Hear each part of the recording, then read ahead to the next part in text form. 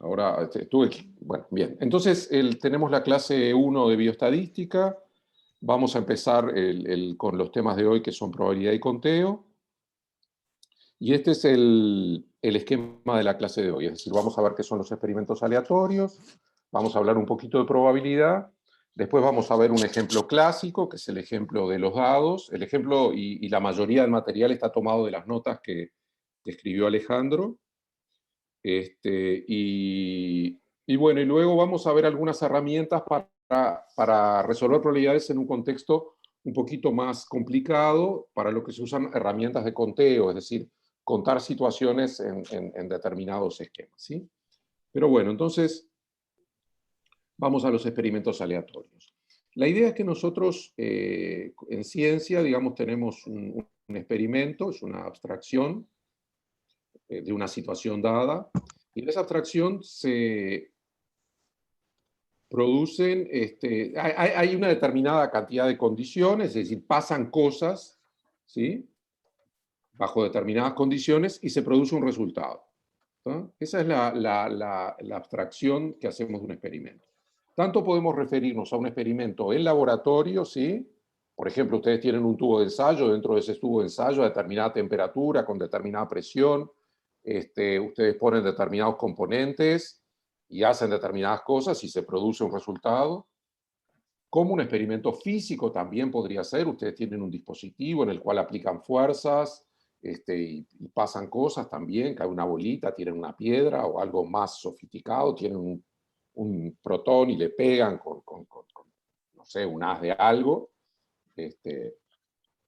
Pero también podemos referirnos a experimentos naturales, es decir, por ejemplo, ustedes salen a pescar y tiran una red de pesca y en el mismo lugar, a la misma hora, digamos, en fin. Entonces lo que tienen que fijarse son en las condiciones. Y la idea es que ese experimento pueda repetirse bajo la misma cantidad de condiciones. Entonces, ese tipo de experimentos los separamos en dos clases.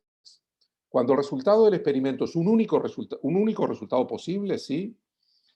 Por ejemplo, ustedes ponen agua en un determinado recipiente a temperatura ambiente y la enfrían a 0 grados, a -1, entonces se forma hielo. Pero siempre se forma hielo, no hay otra posibilidad,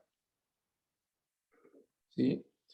Sin embargo, a veces, a pesar de que todas las condiciones sean las mismas, la lista de resultados posibles no es una, sí, hay varios resultados posibles. Nosotros usamos como experimento modelo el tirar un dado, digamos, porque ustedes tiran un dado, en determinadas condiciones lo sueltan, el dado pica, rebota y muestra una cara, ¿sí? Entonces, en ese caso tenemos 6 resultados posibles. Si ustedes tiraran una red en un determinado punto, a determinadas condiciones, está claro la cantidad de pescado que resultaría en kilos o en unidades, no va a ser siempre la misma. Y en esos casos estamos en presencia de un experimento aleatorio, ¿sí? Entonces, lo que nosotros queremos estudiar en el curso de bioestadística es la modelación matemática de los experimentos aleatorios. Es decir, lo que queremos es saber de esa lista de resultados qué es lo que va a pasar antes de realizar el experimento. Está claro que no se puede saber exactamente qué es lo que va a pasar, ¿sí? Pero bueno, se pueden decir cosas y algunas cosas que se pueden decir son interesantes, son importantes, ¿sí? Y en la naturaleza o en la ciencia estamos muchas veces necesitados de decir cosas sobre resultados de experimentos, ¿sí? Por ejemplo, digamos, si ustedes ahora se hacen un test de COVID, entonces el resultado del test de COVID puede ser positivo o puede ser negativo. Ustedes ya lo saben, lo pasamos todos esto.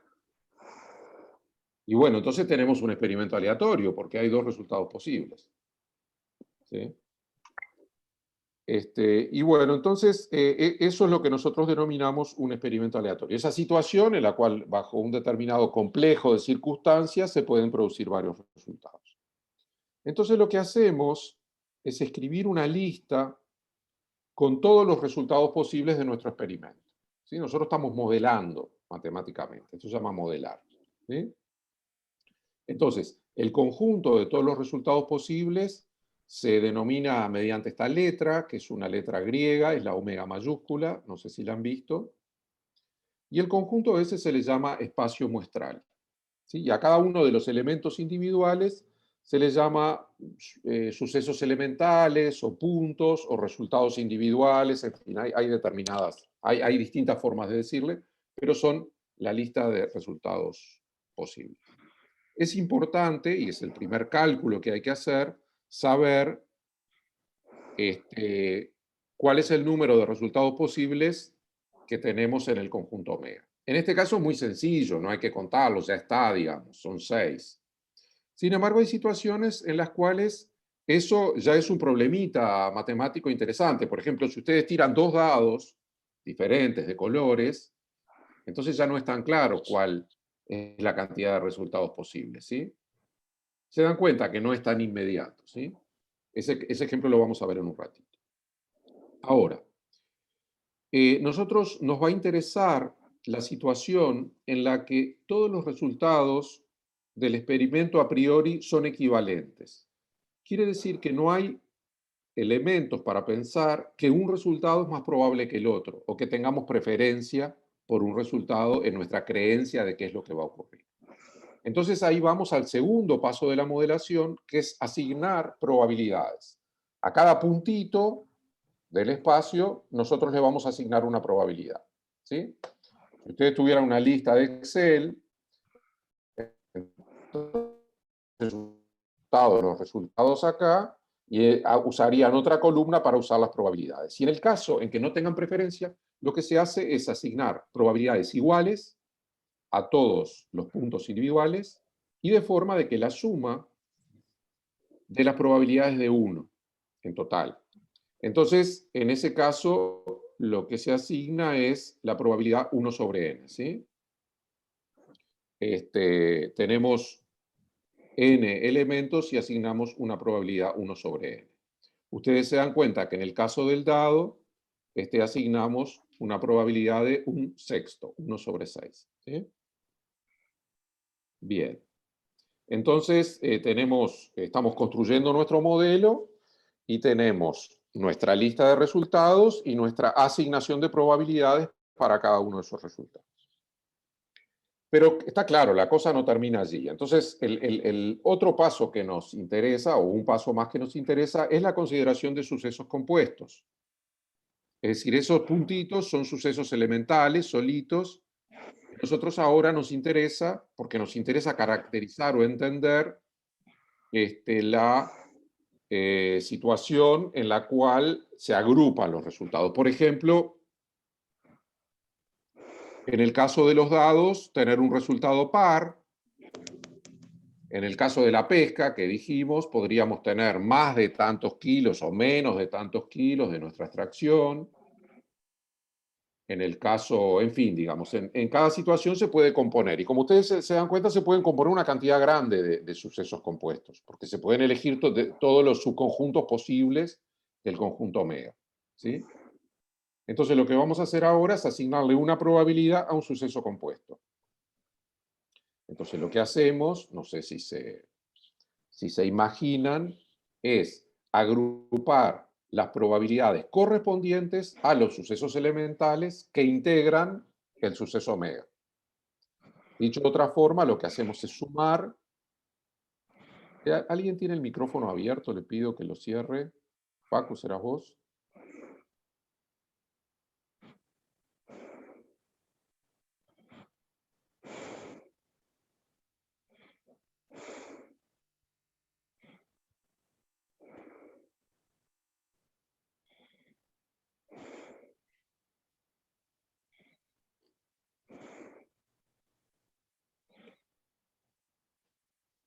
Entonces les decía que un suceso compuesto está formado por varios sucesos elementales, y para calcular la probabilidad de un suceso compuesto, lo que hacemos es sumar las probabilidades individuales. Entonces, es como que sumamos 1 sobre n varias veces. En realidad, lo que tenemos que contar es la cantidad de veces. Y la cantidad de veces es igual a la cantidad de puntos que tiene A. Entonces, al final, la probabilidad de A nos resulta la cantidad de elementos que tiene A sobre la cantidad de elementos que tiene omega. No sé si se dan cuenta que este es un número que está siempre entre 0 y 1. Es positivo porque está claro que estamos sumando números positivos, pero como la cantidad de elementos de A siempre es menor que la cantidad de elementos de omega, entonces nos da menor que 1. Podría ser igual, ¿sí? Podría interesarnos la probabilidad del todo, es decir, la probabilidad de que ocurra cualquier cosa, cualquier número entre 1 y 6. Entonces, en ese caso, la probabilidad es 1. ¿Sí? Y bueno, esta definición que estamos dando es una definición clásica de probabilidad y se llama, o se parafrasea, o se usa la frase, casos favorables sobre casos posibles. La idea es que en el numerador nosotros contamos los casos favorables y en el denominador los casos posibles. Y se atribuye a Pierre Simon de Laplace en 1812. Quiere decir que estamos hablando de cosas que ocurrieron hace 200 años. ¿Sí? Ya el hombre, y mucho antes, se interesó por las probabilidades. ¿Sí? En nuestro ejemplo, ¿sí? ¿Cuál es la probabilidad de que el resultado de un dado sea par? Como tenemos 3 casos favorables, el 2, el 4 y el 6, tenemos un 3 sextos. ¿Sí? Si simplificamos, 3 sextos nos queda un medio. ¿Sí? Entonces, este es nuestro primer cálculo de probabilidades. ¿Sí? Es sencillo. O espero que lo encuentren sencillo. Pero ahora tenemos un ejemplo un poquito más elaborado que yo mencioné hace un momento, que es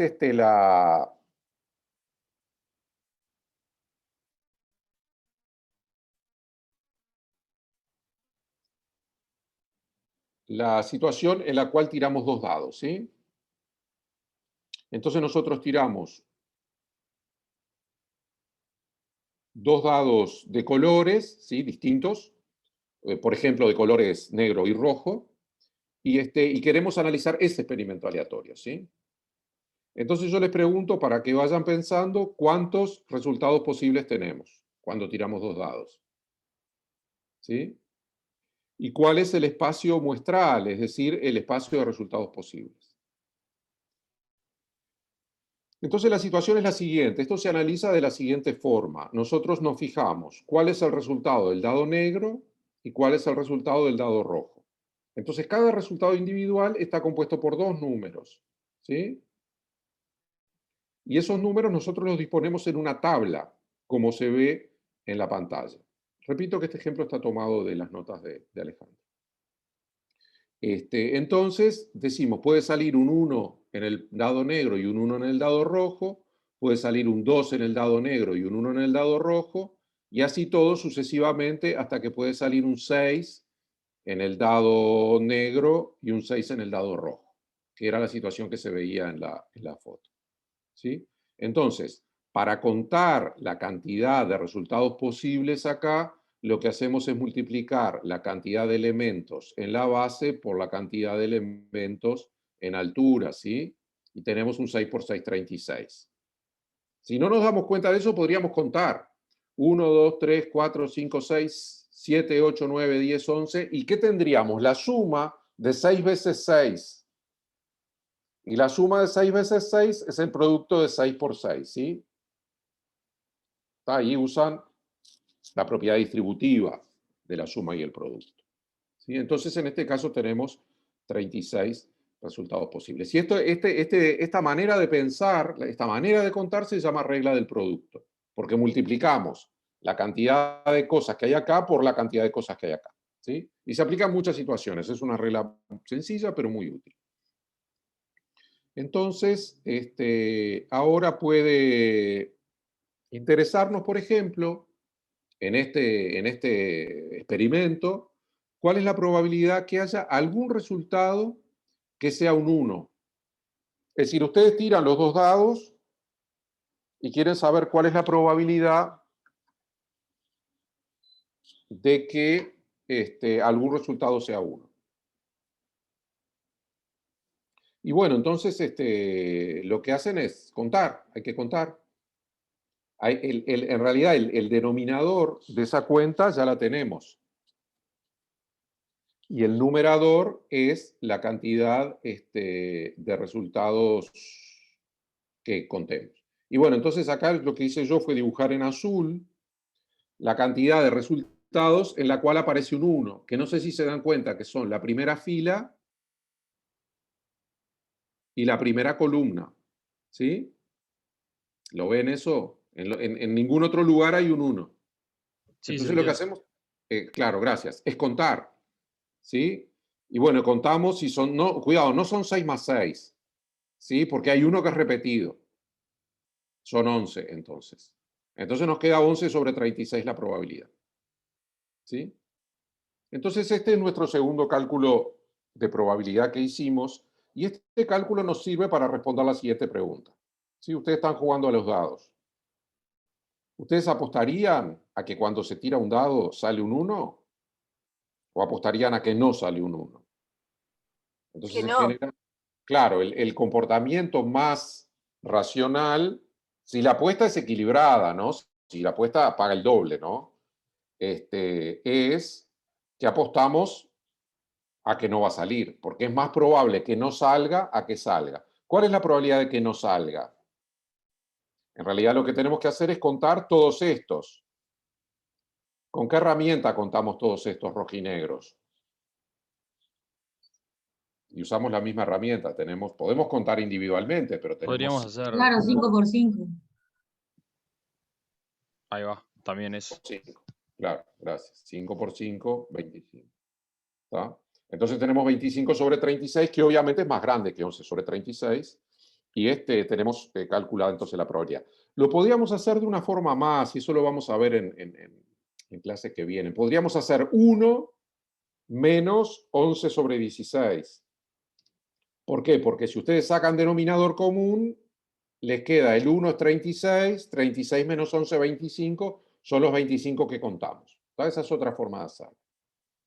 Pero bueno, entonces así estamos calculando nuestras primeras probabilidades. Vamos a calcular alguna probabilidad más en este ejemplo. Vamos a calcular ahora una probabilidad un poquito más compleja, que es la probabilidad de que la suma de los resultados sea 6. Hay un juego de dados donde, con muchos juegos de dados con 2 dados, suman los resultados, ¿sí? Entonces, bueno, ya no es tan fácil darse cuenta cuáles son, pero están indicados en azul. Por ejemplo, ¿cuál es la suma de los resultados en este caso que estoy indicando? Es 2, ¿sí? Porque, porque es 1 más 1. No hay mucho que decir en ese caso.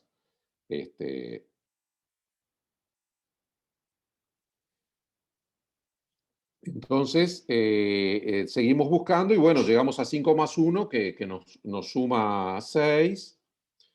4 más 2 también, 3 más 3. Y lo que descubrimos es que los resultados de suma 6 se disponen en una diagonal. Eso es una curiosidad, pero puede ser útil, ¿sí? Ustedes cuando están en ciencia, observando un fenómeno, reflexionando sobre él, reproduciéndolo, tratan de entender qué pasa y muchas veces hay detalles, digamos, que luego pueden ayudarles a entender mejor qué es lo que pueda estar pasando, ¿sí? Entonces, en este caso contamos los resultados y tenemos 5 resultados posibles. ¿Sí? Y tenemos 5, entonces tenemos 5 sobre 36 y calculamos esa probabilidad. ¿Sí? Entonces, esa observación de que los resultados forman una diagonal puede servirles para responder esta pregunta. ¿Cuál es la suma de los resultados de los dos dados más probable? Es decir, la que tiene mayor probabilidad. ¿Ustedes se dan 7. cuenta cuál es? Sí. Claro, ¿por qué? Porque es la diagonal más larga. Claro. Es decir, esta diagonal central, que es 6 más 1, 5 más 2, 4 más 3, 3 más 4, 2 más 5 y 1 más 6, es la que suma 7 y tiene 6 elementos. Perdón. Y bueno, entonces, por ejemplo, la probabilidad de obtener suma 2 es 1 sobre 36, que es igual a la probabilidad de obtener suma 12, que es 1 sobre 36. ¿Se dan cuenta?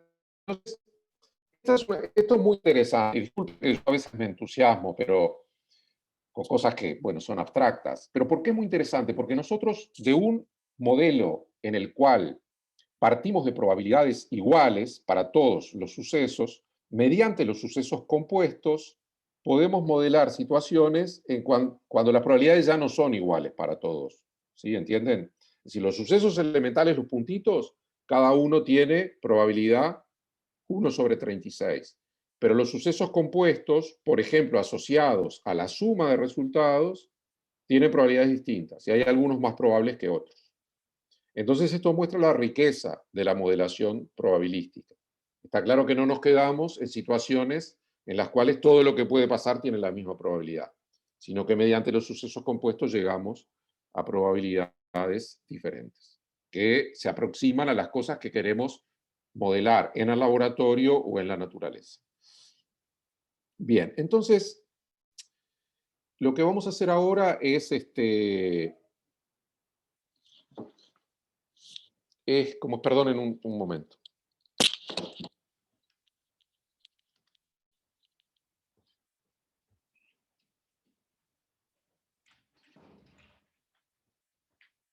Bien.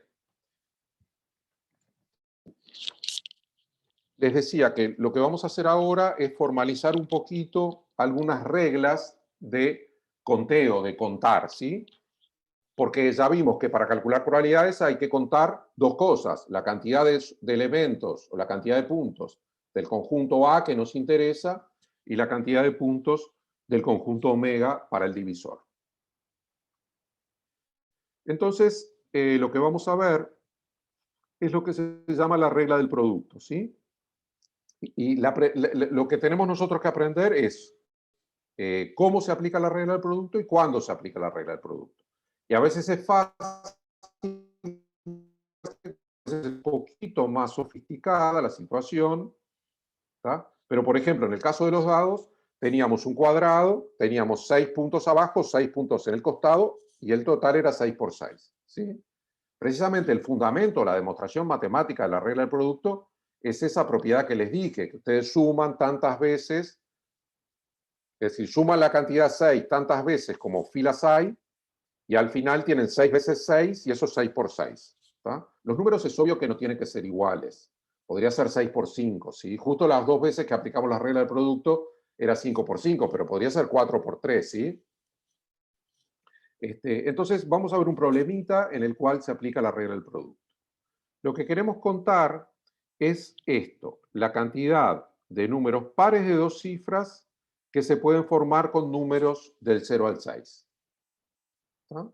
Entonces, imagínense un número de dos cifras, por ejemplo, el 17, el 99, 42.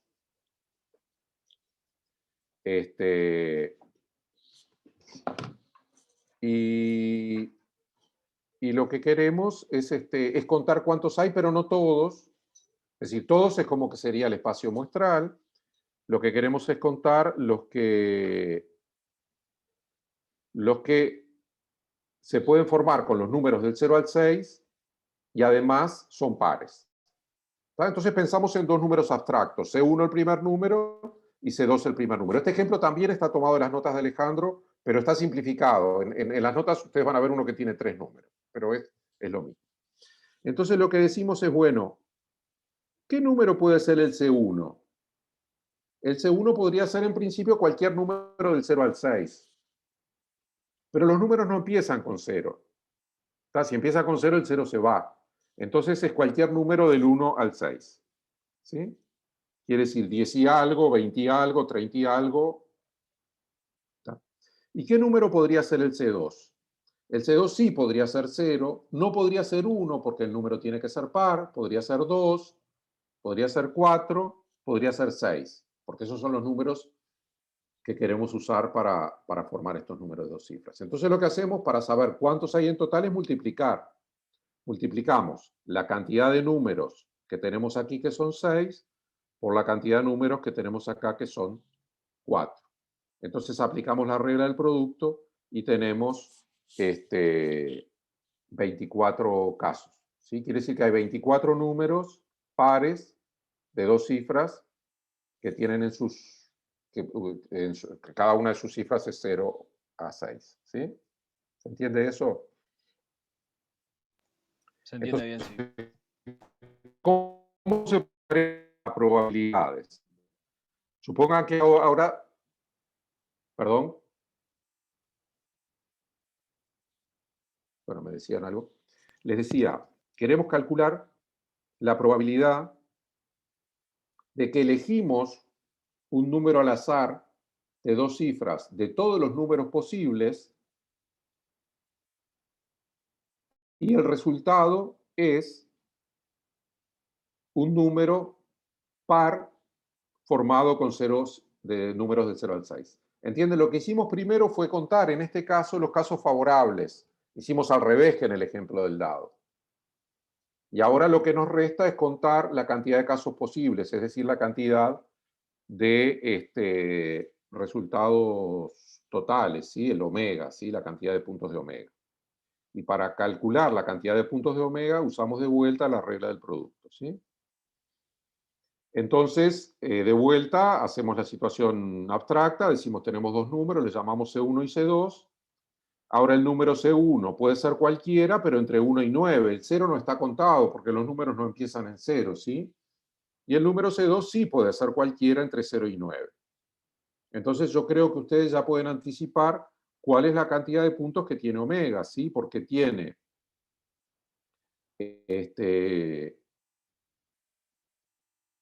9 resultados posibles para el primero, de los números, y 10 para el segundo. Entonces ustedes multiplican 9 por 10 y les da 90. ¿Sí? Entonces ahora tenemos todos los ingredientes para calcular la probabilidad del problema.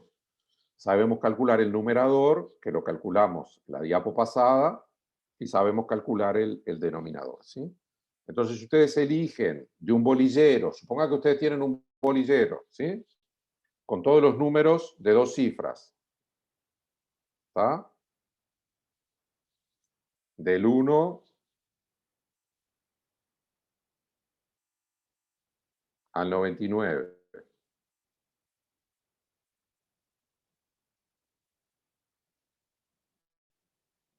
¿Está? Y bueno, y quieren sacar uno y quieren que tenga esas características, entonces les da 24 sobre 90. Igual sería del 10 al 99, ¿no? Pues sería los de 2 cifras o Sí, todos. sí, sí, sí. Gracias, gracias, gracias. Muchas gracias. Yo me quedé pensando que del 1 al 99 hay 99 y no 90. Gracias, muchas gracias. Sí, sí, sí. Es eso, gracias. No sé quién fue, pero le agradezco mucho. Sí, sí. Entonces, claro, sí, sí. Es decir, el primero es el 10, el segundo es el 11 y el último es el 99. ¿Está? Ahí hay 90 números. Gracias. Entonces tenemos 24 sobre 90, que hacemos una simplificación, dividimos por 6, porque el numerador y el denominador son divisibles por 6 y nos da 4 quinceavos. Bien. Entonces ahí se ve, ya en este mismo ejemplo vimos que hay que contar con cuidado, ¿sí? Porque hasta el que está mejor montado, ¿sí? Tiene mejor caballo, puede caerse, ¿sí? Digo, incluso el profesor. Bien, entonces, este cálculo es correcto, tenemos del 10 al 99, y tenemos 4 quinceavos, que es nuestra probabilidad. Entonces acá les pregunto, ¿cuántas veces aplicamos la regla del producto para resolver este problema? La respuesta es 2 veces. Lo aplicamos una vez para calcular el numerador y otra vez para calcular el denominador, ¿sí? Lo aplicamos 2 veces. Bien. Bueno, Profe, entonces, una pregunta. sí, adelante. Que me quedé en por qué era 90, no entendí muy bien. Ahí sí, ahí yo casi me equivoco, pero una colega, una alumna nos ayudó. La idea es que tenemos un número de 2 cifras, ¿sí? Entonces, la primera cifra puede ser del 1 al 9. No puede ser 0, y eso es lo que hay que entender, ¿sí? Porque si es 0, no tiene 2 cifras el número. El 0,8 es un 8 y tiene una cifra. ¿Está? Entonces, la primera va del 1 al 9. Pero la segunda sí puede ser 0, pues tenemos 10, 11, 12 y va hasta el 9. Entonces es como que tuviéramos una tabla donde uno pone una tabla así, perdón, o así, donde acá uno pone los números del 1 al 9 y acá uno pone los números del 0 al 9. Entendí perfecto. Me confundí yo pensando que, que seguíamos en el ejemplo de los dados. Ya entendí perfecto, gracias. Perfecto, está bien. ¿Alguna otra pregunta? Bien, entonces tenemos 90, ¿sí? Reenvíamelo a ver si yo puedo entrar. Reenvíamelo que tenés anotado. No te entendí. Erika, tenés el Ahora te pongo. micrófono prendido. No estaba hablando para la clase. Bien. Entonces tenemos otro ejemplo más y les preguntaba cuántas veces aplicamos la regla del producto acá. Y la respuesta es 2. La usamos en el numerador y en el denominador. ¿No? Entonces, vieron que ya es un poquito más elaborado. No es tan elemental como en los dados, que uno tiene un cuadradito. Ya el ejemplo con los números es un poquito más elaborado. En las notas hay entonces hay que contar un poquito más, pero funciona, digamos, funciona bien. Bueno, entonces les quería traer un ejemplo de la biología, y acá voy a hablar de cosas que sé muy poquito, pero bueno, cuando ustedes tienen un cromosoma, el cromosoma es como una tira de bases, ¿sí? Es duplicada, pero se mira de un solo lado, y cada una de las bases tiene 4 posibilidades, ¿sí? Ustedes saben los nombres de esto, ¿no? A, T, C, G. ¿Saben los nombres? Yo no lo sé. Y sí. Nadie se anima a decirlo. Adenina, timina, citosina y guanina. Gracias. Entonces, a mí lo que me enseñó una profe de biología es que esto es el problema del tango, porque es Aníbal Troilo y Carlos Gardel, ¿sí? Que eran 2 grandes expositores del tango. Ustedes no saben qué es el tango, no saben qué es Aníbal Troilo, no saben qué es Carlos Gardel, tienen que preguntarle al abuelo, pero para mí me sirve para acordarme de la A, T, la C y la G. Entonces, la pregunta de conteo es cuántas tiras distintas se pueden formar si tenemos n lugares, ¿sí? Cuántas tiritas de esas, ¿sí? Que en realidad están enrolladitas y toda la historia. La primera letra puede ser cualquiera de 4, la primera base se puede elegir entre 4. Si la tira tuviera 2, un largo de 2, entonces sería 4 por 4, ¿sí? ¿Lo ven? 4ATCG, 4ATSG, todas las combinaciones posibles me da 16. Pero en realidad las tiras son muy largas, son larguísimas, ¿sí? Entonces hay que pensar para una tira abstracta, para una tira muy larga, si fueran 3 sería 4 por 4 por 4, que me da 64, y si fueran n lugares, perdón, si fueran n lugares tendría que multiplicar por 4 n veces, y el resultado de eso es 4 a la n, ¿sí? Entonces les hago la pregunta a ustedes, ¿cuánto vale n en un problema de biología humana?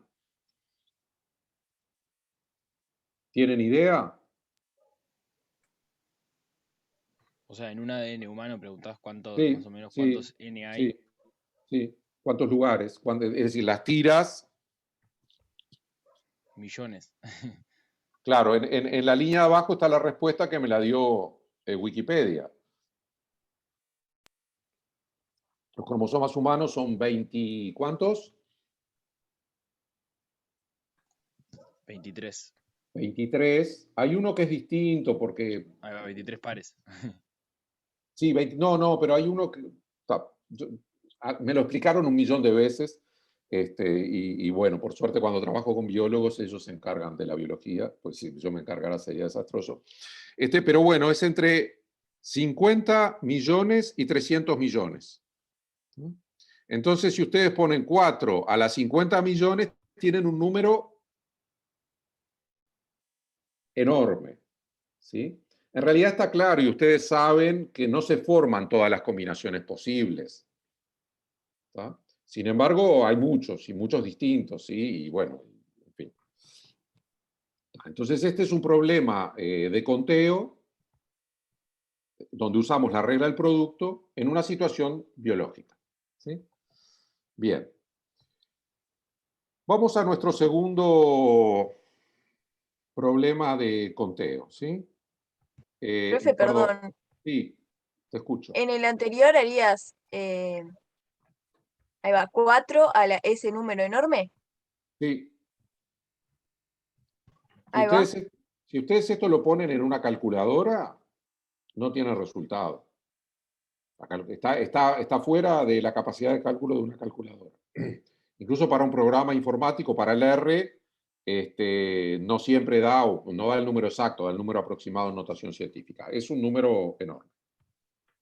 No, con esto quiero mostrarles que nosotros, entre ustedes hay estudiantes de biología, de bioquímica, de geociencias, quizás haya de física, quizás algún matemático, pero básicamente de biología y bioquímica son la mayoría de los estudiantes, digamos. Y nosotros no somos nosotros los matemáticos los culpables de que haya problemas difíciles, ¿sí? Los problemas difíciles aparecen en la biología, en la bioquímica y en las ciencias de la naturaleza. ¿Sí? Bien. Esto es lo que se llama un disclaimer, ¿sí? Yo me estoy sacando responsabilidad. Pero bueno. Vamos entonces a una segunda herramienta de conteo. ¿Sí? La primera herramienta que vimos es la regla del producto. La segunda herramienta se llaman las permutaciones. ¿Sí? Entonces, nuestro problema vamos a formularlo en una situación de clase. ¿Sí? Vamos a suponer, como yo espero que pase el semestre próximo, que tengamos un grupo de laboratorio, un grupo de práctico de 20 estudiantes y haya 20 sillas. Entonces los estudiantes van llegando y se sientan. Y el profesor mira y el profesor le gusta hacerse preguntas y dice, bueno, pero ¿de cuántas formas distintas se pueden haber sentado estos 20 estudiantes en las 20 sillas? Primero llegó Alicia, después llegó Beto, se sentaron en cualquier silla, capaz que hay amigos, capaz que uno quiere sentarse lejos de otro, porque, en fin. Pero bueno, digamos, la pregunta es de cuántas maneras posibles se pueden sentar estas personas. Entonces, como el problema es muy difícil, lo que vamos a hacer es resolver uno parecido, pero que sea más fácil, a ver si sacamos la clave de cómo se resuelve este problema. ¿Está? Entonces está claro que si es un estudiante no tiene gracia porque hay una única forma, una silla y un estudiante, viene el chiquilín, se sienta, o la chiquilina, se sienta en la silla y una sola forma. Pero si son dos, entonces ya surge un pequeño problema, un problema sencillo. Puede sentarse, le llamamos Alicia y Beto, si A y B, Alicia en la silla clara y Beto en la silla oscura, o al revés, Alicia en la silla oscura y Beto en la silla clara. Entonces tenemos dos situaciones que las resumimos como A, B y BA. ¿Sí? ¿Cuál es el problema que nos planteamos ahora? A ver si podemos hacer un razonamiento matemático. Si alguien me dice cuál es el paso de razonamiento que sigue ahora.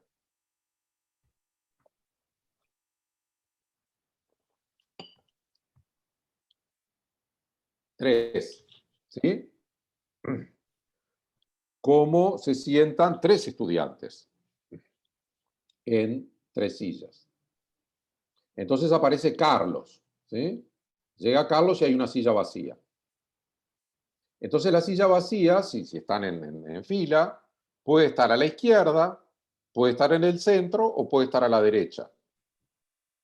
E independientemente de donde se hayan sentado Alicia y Beto, Carlos tiene tres posibilidades. Eso quiere decir que a las dos formas de sentarse que pueden elegir Alicia y Beto, cada una de ellas tiene tres. Y el resultado es que está presentado acá, que son 6 formas. ¿Sí? ¿Se entiende? Entonces, como tenemos un cuadradito, un rectangulito, en el fondo tenemos la regla del producto actuando, escondida, cuando hacemos 3 por 2, 6, ¿sí? ¿Está? Pero esto es importante porque nos sirve para razonar qué pasa cuando llega un estudiante más, ¿sí? Cuando llega Daniela, D.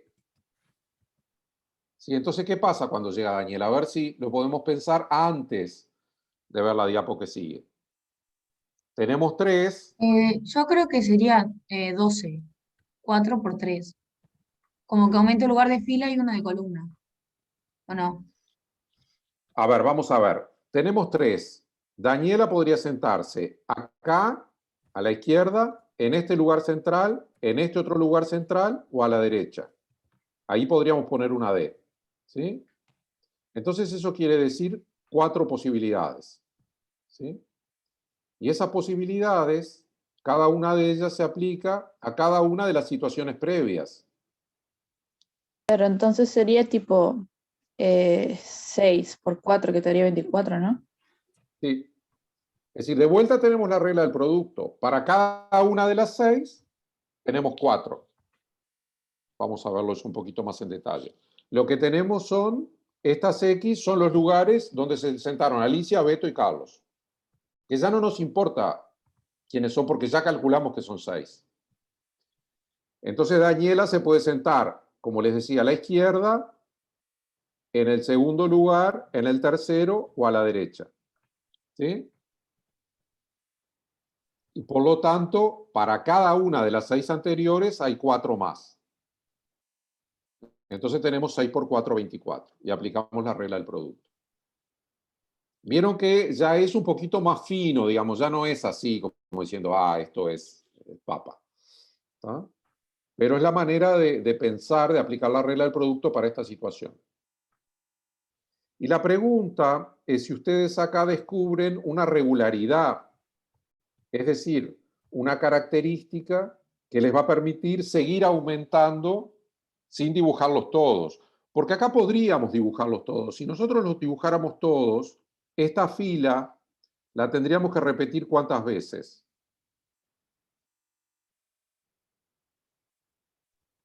¿Entiende la pregunta?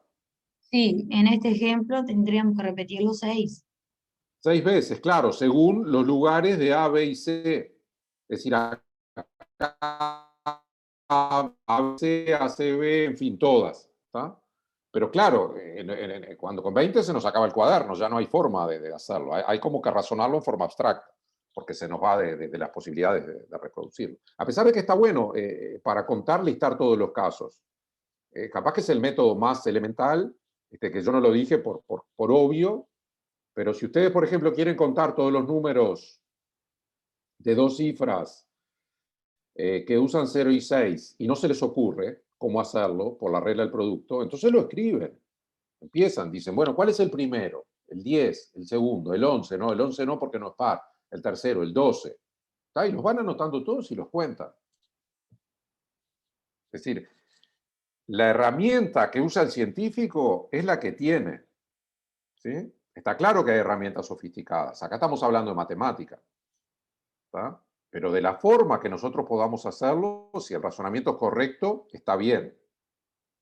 Hay formas más finas, más sofisticadas, más prácticas, mejores, y hay otras. Pero si no se nos ocurre, tenemos que resolver el problema. ¿Sí? Siempre es preferible hacerlo de alguna forma, aunque sea un poquito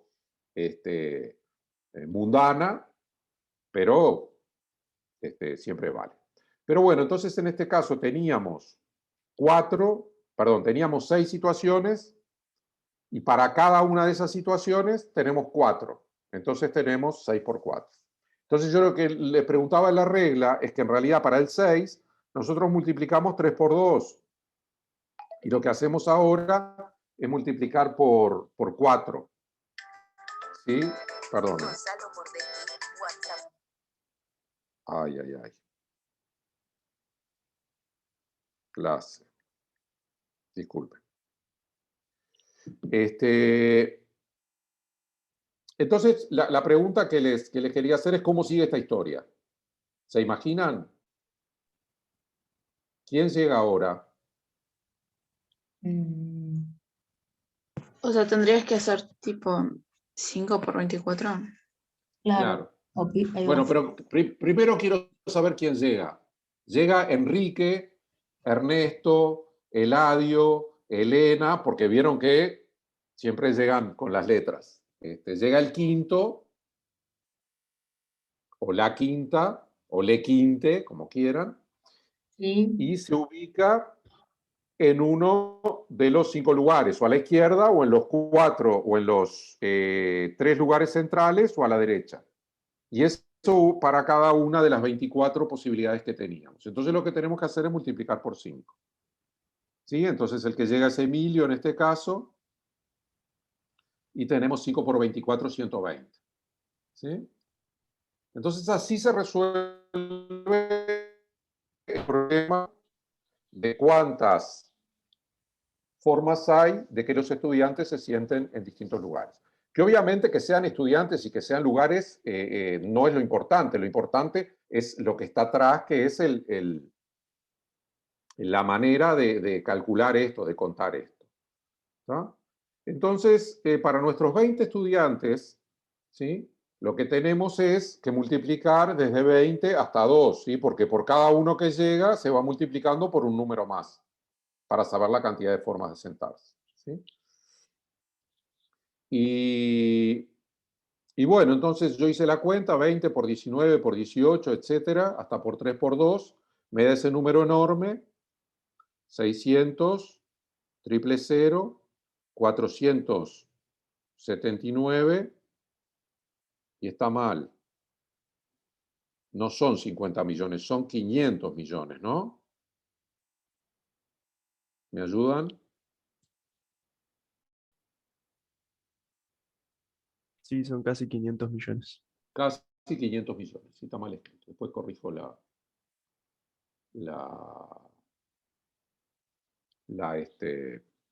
transparencia, sí, acá falta un 0. Bien.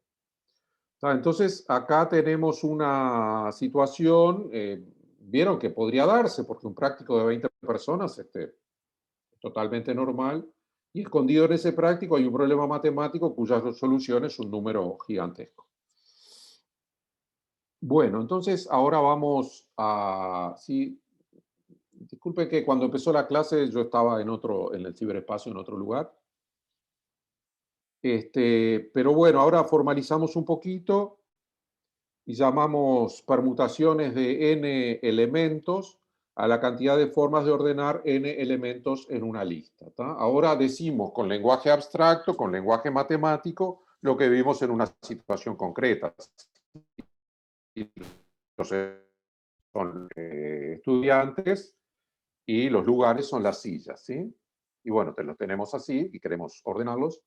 Entonces, definimos permutaciones al resultado del problema. Las permutaciones de n elementos son la cantidad de formas de ordenar esos n elementos en una lista. ¿Tá? Entonces, las permutaciones de n se designan mediante el símbolo n signo de exclamación, y eso en matemáticas se lee n factorial. ¿Tá? Y nosotros calculamos 2 factoriales 2, ¿sí? Para Alicia y Beto, 3 factorial cuando llegaba Carlos, ¿sí? Y después llegaba, ¿quién llegaba después? Daniela, después llegaba Emilio, ¿sí? Y cada vez se iba multiplicando por uno más. ¿Tá? Y bueno, en general, n factorial es el producto de los n números, ¿sí? En realidad, podrían agregar acá si quisieran por 1, ¿sí? Podrían agregar por 1 porque no cambia para que estén todos los números, pero no tiene mucha importancia eso. ¿Tá? Entonces el factorial es esa definición y el factorial lo que calcula son las permutaciones, y las permutaciones son las formas de ordenar elementos en una lista. ¿Tá? Y además, esta es una regla importante, se cumple que el factorial del número siguiente es ese número multiplicado por el factorial anterior, ¿sí? Si ustedes agrupan estos acá, lo que tienen es n-1 factorial. ¿No? Entonces, n factorial es n por n-1 factorial. Tiene lo que se llama una regla inductiva para calcular el factorial. Y esta es otra de las herramientas de conteo. Bueno,